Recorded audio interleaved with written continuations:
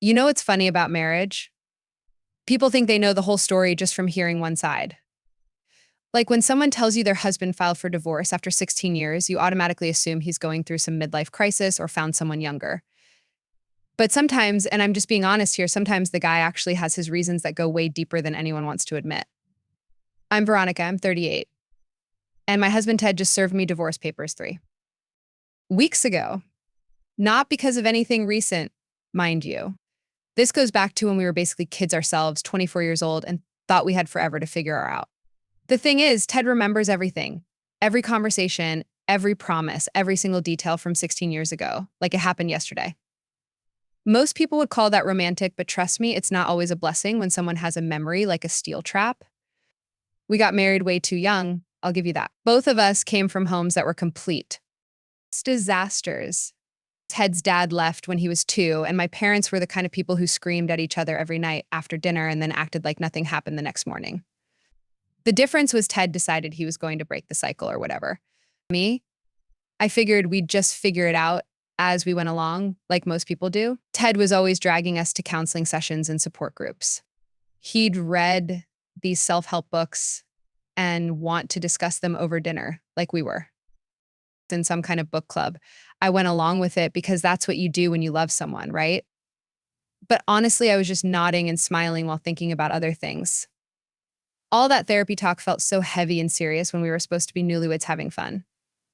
By our 4th year, I was getting restless. All my friends were buying houses, having babies, posting these perfect family pictures online. Meanwhile, Ted and I were still in our tiny apartment because he said we needed to be emotionally ready before taking big steps. We'd agreed that kids would happen around the 5-year mark, but I was watching everyone else live their lives while we were still talking about our childhood trauma every week. That's when Kyle started coming around more often. Kyle worked construction with Ted, and he'd stop by after work sometimes for a beer and to watch whatever game was on. While Ted was always so intense about everything, Kyle actually made me laugh. He'd notice when I cooked something new, compliment my hair when I tried a different style, just basic stuff that made me feel like an actual woman instead of a therapy project. The first time anything happened, it really wasn't planned. Ted was working late on some job site, and Kyle came by looking for some tools Ted had borrowed. We ended up talking for hours about normal things, not childhood issues or emotional growth, just regular conversation.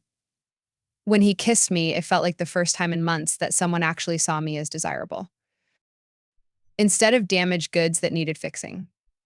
I told myself it was just a one-time thing afterward, a stupid mistake that wouldn't happen again. But Ted was so wrapped up in his personal development journey that he didn't even notice I was acting different. He'd come home and immediately start talking about some article he'd read or asking if I'd done the homework our counselor assigned. Meanwhile, I'm sitting there knowing I just spent the afternoon with his friend and he's completely oblivious. The thing about having a secret like that is it becomes addictive. Every time Kyle would text or we'd all hang out together, there was this electric feeling knowing something Ted didn't know. Kyle was everything Ted wasn't in those days. Spontaneous, easygoing, didn't analyze every single interaction we had. When I was with Kyle, I didn't have to discuss my emotional triggers or practice communication techniques. We just enjoyed each other's company, but Kyle wasn't looking for anything serious, which became obvious pretty quickly. He had other women he was seeing, and honestly, I think the fact that I was married made it more exciting for him rather than more complicated. So when he started pulling back, becoming less available, I panicked. Instead of ending things and focusing on my marriage like any rational person would do, I did something even more stupid. I started seeing Eric, this guy I'd met at the gym. Eric was different from both Ted and Kyle. Older, seemed to have his life together, and he actually appeared interested in something real with me. He'd take me to nice restaurants, buy me little gifts, treat me like I was someone special instead of a work in progress. For a few months there, I was basically living 2 completely separate lives. At home, I was Ted's wife going through the motions of our recovery process. But with Eric, I was this exciting woman who didn't need to justify or explain herself to anyone. The problem with juggling multiple relationships is eventually something has to give.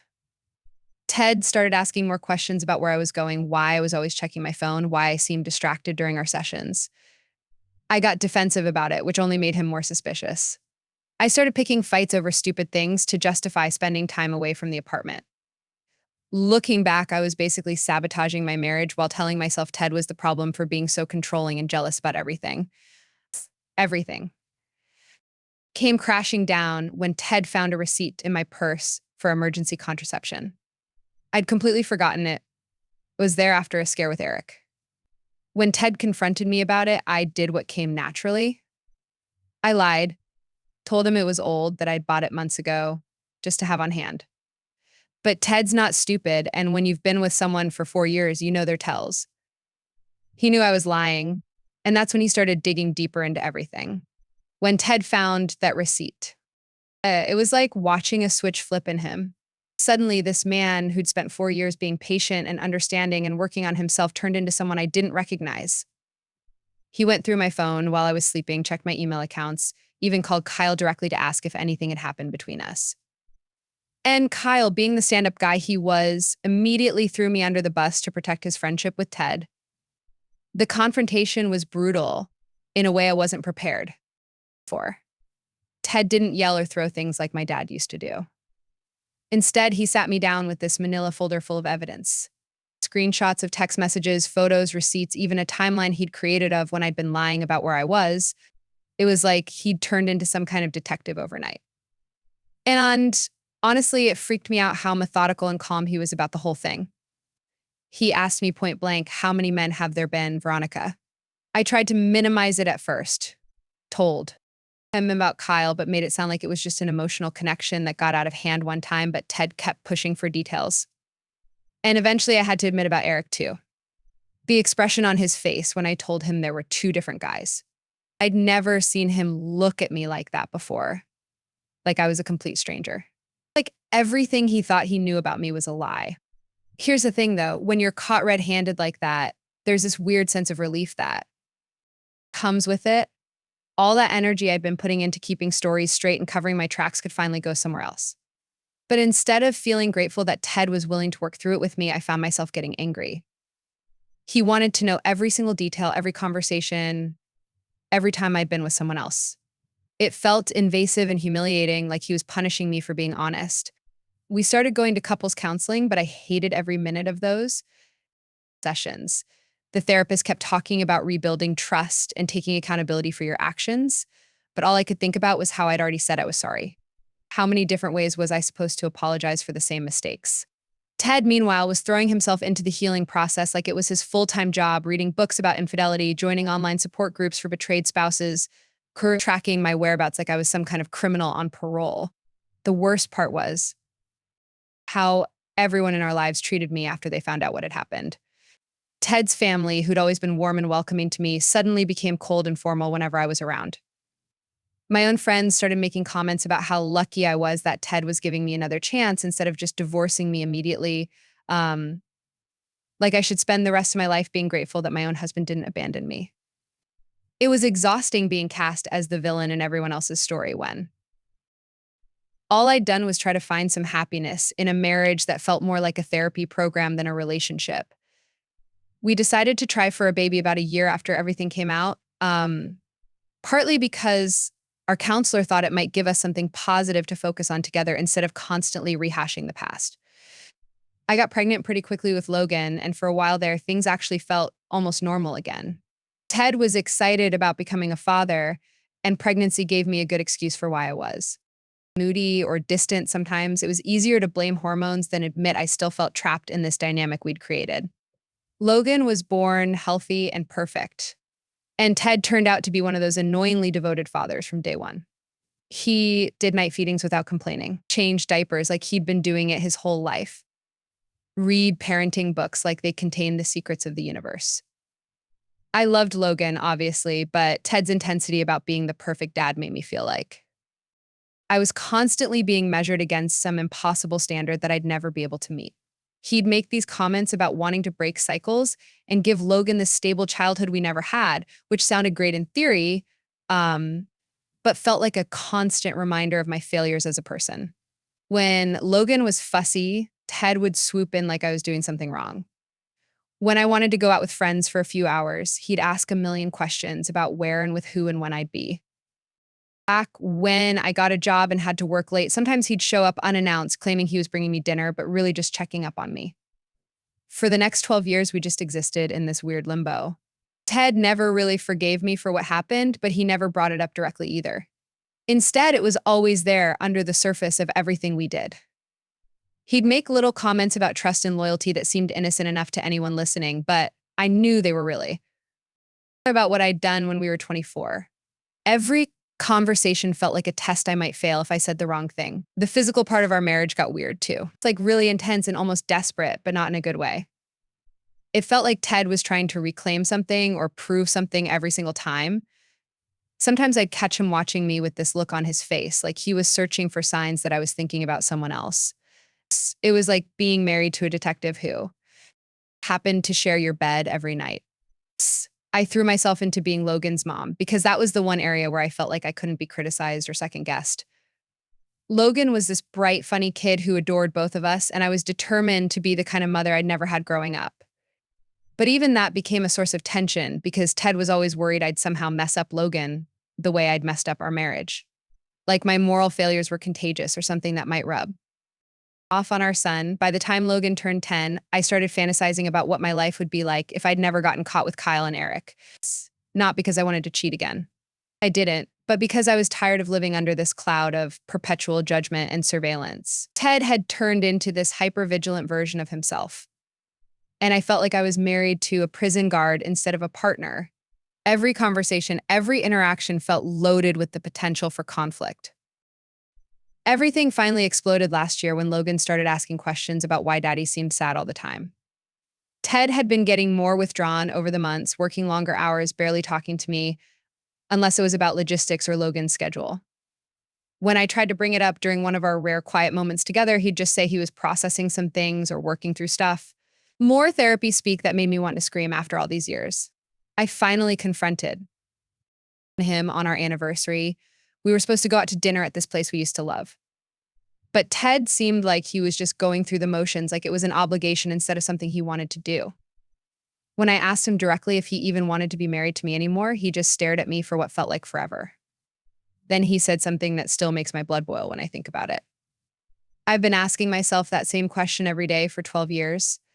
That's when everything came pouring out. He told me he'd never actually forgiven me for Kyle and Eric, that he'd been pretending for Logan's sake this entire time, that every single day of our marriage since the affairs had felt like he was living with a stranger wearing his wife's face. He said he'd tried everything, individual therapy, medication, even some kind of spiritual counseling, but he couldn't get past what I'd done to us. And the worst part, he said he was tired of feeling like the bad guy for not being able to just move on like everyone kept telling him he should. I completely lost it. I told him he was punishing me for something that happened over a decade ago when we were practically kids who didn't know anything about marriage or commitment. That he'd made our entire relationship about his inability to forgive instead of focusing on building something good together. That maybe if he'd actually tried to see my perspective instead of playing the victim for 12 straight years, we might have had a real marriage instead of this weird surveillance situation we've been living in. He just looked at me with this expression I'd never seen before, not hurt or angry or even disappointed, just completely done. He said, "You still don't get it, do you? After all this time, after everything we've been through, you still think you're the one who got wronged here." Then he told me he'd already talked to a lawyer, that he'd been planning this conversation for months, that he was tired of pretending we had a marriage worth saving when we both knew it had been over for years. The next few weeks were a blur of paperwork and legal consultations. Ted moved into the guest room and started making arrangements for joint custody like he'd been thinking about it for a while. He was methodical about the whole process, just like he'd been about everything else in our marriage. Made spreadsheets of our assets, researched Logan's school district boundaries even. Found a child psychologist to help Logan adjust to the divorce. Meanwhile, I was just trying to process that my 16-year marriage was ending because my husband couldn't get over something that happened when we were barely adults. The divorce was finalized 8 months ago, and honestly, it's been a complete nightmare from start to finish.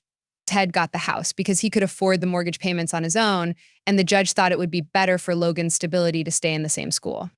District. I got half the equity, which sounds fair until you factor in how much lawyers cost and how impossible it is to find a decent apartment in this market on what I make working part-time. Ted also got primary custody, which still makes me furious every time I think about it. Just because he makes more money and has this stable home environment doesn't automatically make him a better parent than me.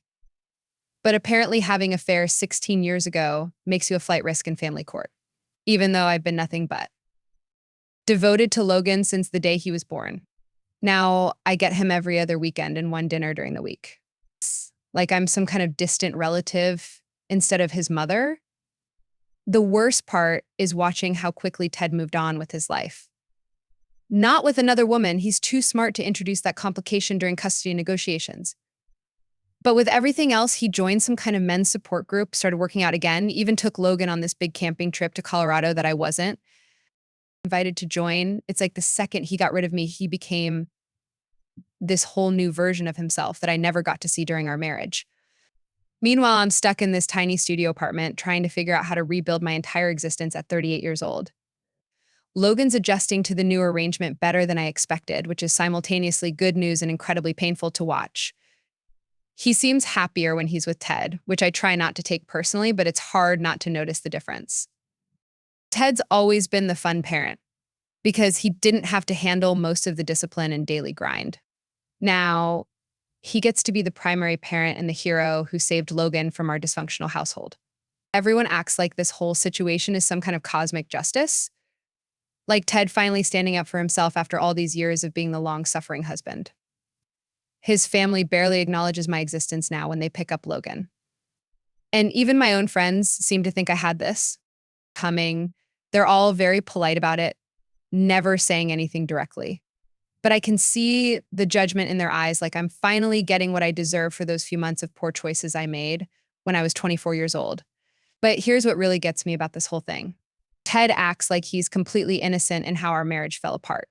Like his inability to forgive, his constant surveillance, his emotional withdrawal for over a decade had absolutely nothing to do with why we couldn't make it work. He's rewritten our entire history to make himself the long-suffering victim and me the villain who destroyed our family with her selfishness.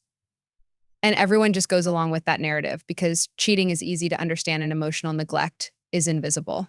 So here I am alone in an apartment that's barely bigger than Logan's bedroom used to be, working a job that barely covers my basic expenses, seeing my son every other weekend like he's some kind of reward I have to earn through good behavior. Ted gets to keep the house, the respect of everyone we know, primary custody of our child, and the satisfaction of being right about everything. And me, I get to start over with nothing at 38, carrying the label of cheater for the rest of my life. All because I made some stupid decisions when I was basically still a kid myself. But sure, everyone can keep pretending this is justice.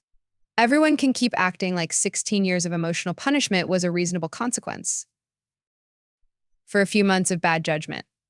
Everyone can keep believing that Ted's version of events is the whole truth and nothing but the truth. I know what really happened in our marriage, and I know I wasn't the only one who gave up on making it work. But apparently that doesn't matter when you're the one who cheated first.